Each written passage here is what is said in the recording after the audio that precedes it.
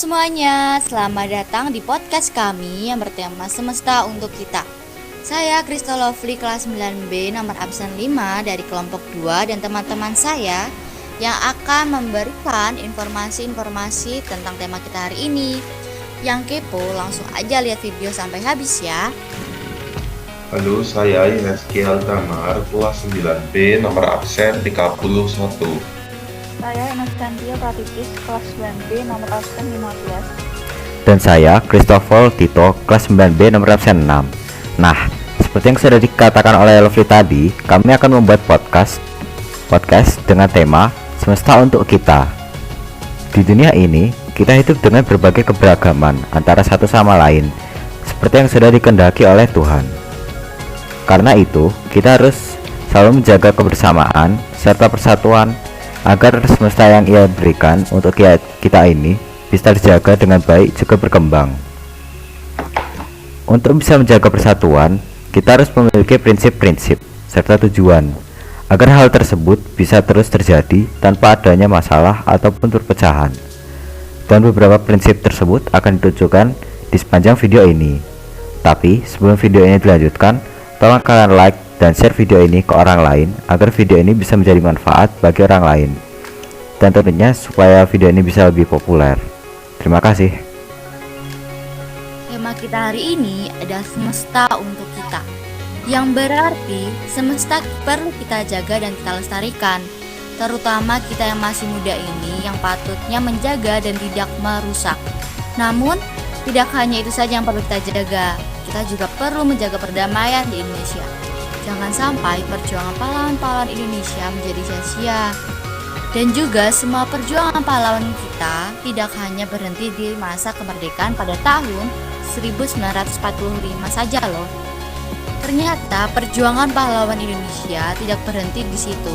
Mereka tetap memperjuangkan bangsa Indonesia bahkan setelah kita sudah merdeka.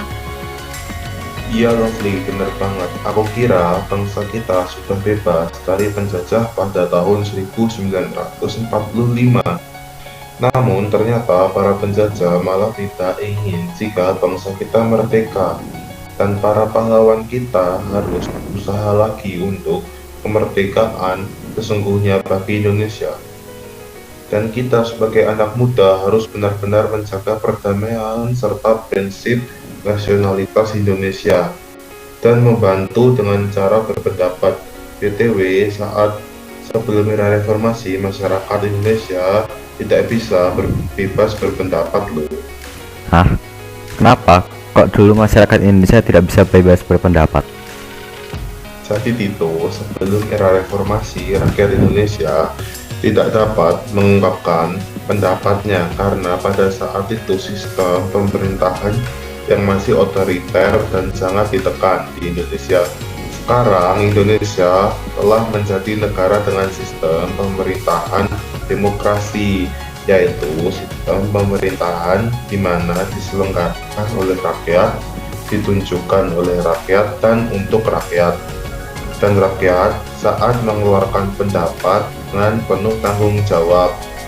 Oh gitu. Jadi itu mengapa kita sebagai anak muda harus menjaga perdamaian dan sering berpendapat sebagai salah satu bentuk dari prinsip persatuan, yaitu wawasan Nusantara.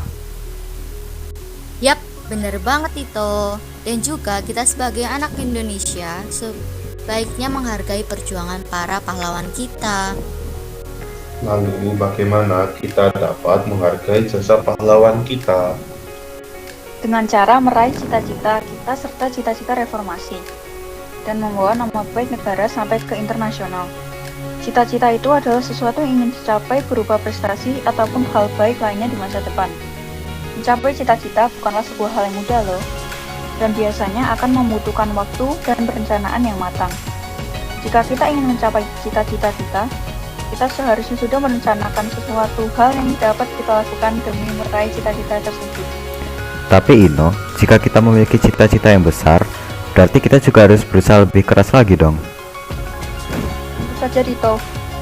Orang yang memiliki cita-cita yang tinggi tentunya memerlukan persiapan dan usaha yang keras pula untuk dapat menggapainya.